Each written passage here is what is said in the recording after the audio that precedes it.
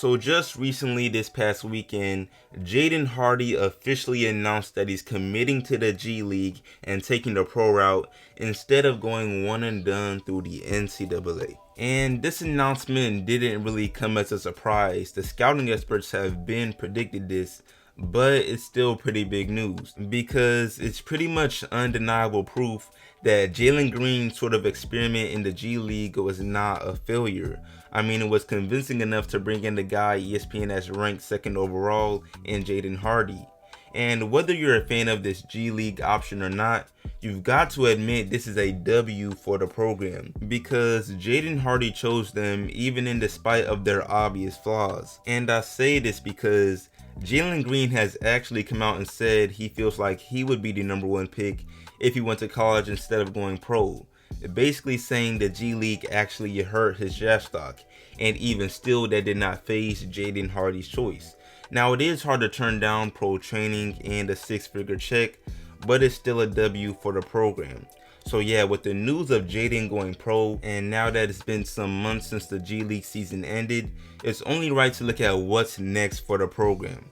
Because sure, others could still join and some prospects might, but the next face of the program or just the main guy has officially signed in Jalen Hardy. So yeah, today we're looking at Jaden's choice and what's next.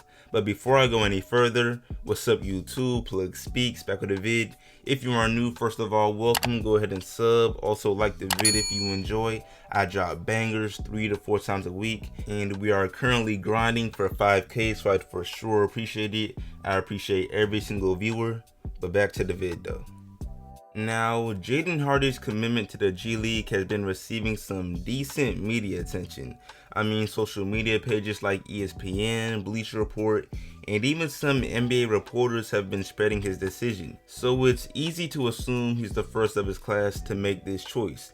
And I mean, it makes sense. He's a top player in the nation, his game involves a bunch of scoring, and he's just fun to watch. Those two things go hand in hand. However, he's actually the second player in his class to commit to the G League. Because a few weeks ago, the 7th best player according to ESPN and Michael Foster chose the pro route as well. And I'm still learning about Michael Foster myself, but he's basically a 6'8" small forward / power forward that's a physical beast with a decent perimeter game for his size. So yeah, he's legit too. And I brought him up to say that so far, Michael and Jaden are the only players from the senior class that have chose the G League.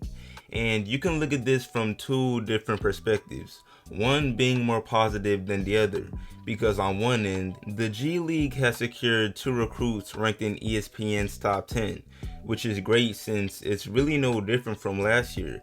Jalen Green and Jonathan Kuminga were the only top 10 recruits to sign with them before Isaiah Todd and others outside the top 10 followed.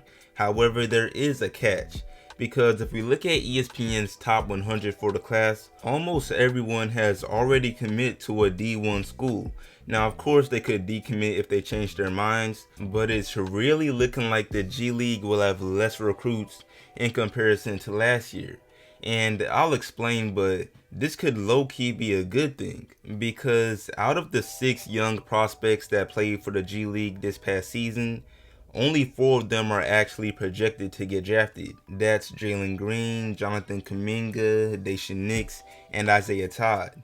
And maybe it's just me, but I don't believe it's just some big coincidence that those 4 were all ranked higher coming out of high school in comparison to the 2 that aren't projected to get drafted, which are Kai Soto and Principal Singh. Basically, I'm saying the G League program is for the best of the best. That's why it was made. It's not like they're aiming to get 10 to 20 recruits from the top 100. I mean, if anything, we should think of the G League as a Walmart version of getting drafted to the NBA right out of high school. Because nowadays you can't get drafted right out of high school, but if you could, then we have to assume it would be reserved to the best of the best as far as prospects. So yeah, I mean, the NBA G League is the closest thing to the real NBA.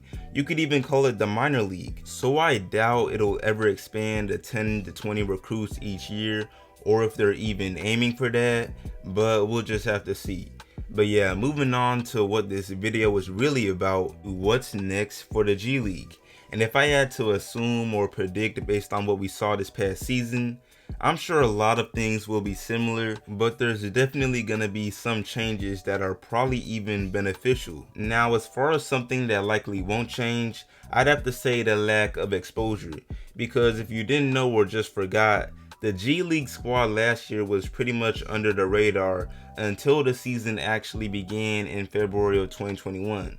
I saw someone on Twitter say it's like they went into a black hole and disappeared, and I can't even lie, it did seem like that, because before the season actually began, they were doing scrimmages, working out, receiving advice, and pretty much the pro training they signed up for.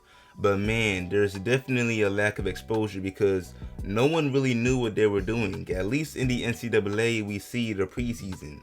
And then even when the G League season began, sure, they had some games featured on ESPN and all of that, but of course, it doesn't compare to March Madness and the NCAA tournament. That iconic half-court game winner by Jalen Suggs does not happen if he goes pro.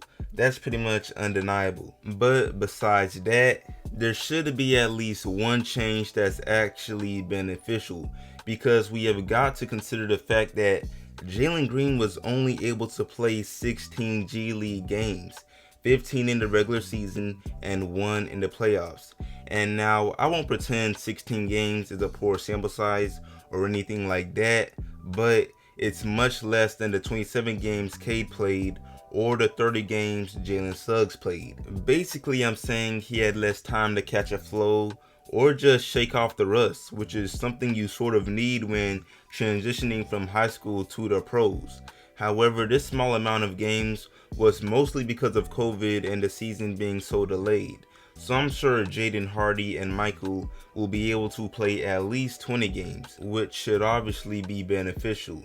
And ultimately, I'm sure Jalen Hardy and Michael should be able to maintain their draft interest balling in the G League, just like Jalen Green and Jonathan Kuminga. And I'm about to wrap this video up, but before I do, I want to show y'all a very interesting clip from Jason Tatum, where he's actually speaking on what he would have done if he were in high school and they had the option to go pro through the G League program. Now, of course, when he was in high school, he ended up committing to Duke and the G League program was not really around. But if it was, here is what he would have done. I got the audio, not the video because of copyright, but it's basically the same thing. Recent change of the game, basically with Jalen Green and Isaiah Todd jumping straight to the D League. And then you being like me, like I absolutely love my time at UCLA. You said you loved your time at Duke. If you were in a position to do that, what would you do? Knowing what you know about college, would you take the money and go to the G League, or would you go ahead and go to Duke? It's tough because like now, knowing what I know now, I think I still might have went to Duke. But if you just rewind 4 years and I'm 18 coming out of high school from St. Louis and it's $500,000, like I'm going right to the G League for sure. I need Straight that. up. Right, straight up. Yeah, I need that. I mean, I need that. Those are words from an NBA superstar, and I find them pretty interesting because if things continue the way they're going, G League Ignite could turn from an experiment to a long-term type of thing. We'll just have to see. But yeah, that's pretty much it. Just wanted to provide y'all with a G League update, but that's it for me. Let me know what you think of Jalen Hardy's decision. I appreciate y'all watching as always. Like the sub if new, share it, all of that, and I'm out.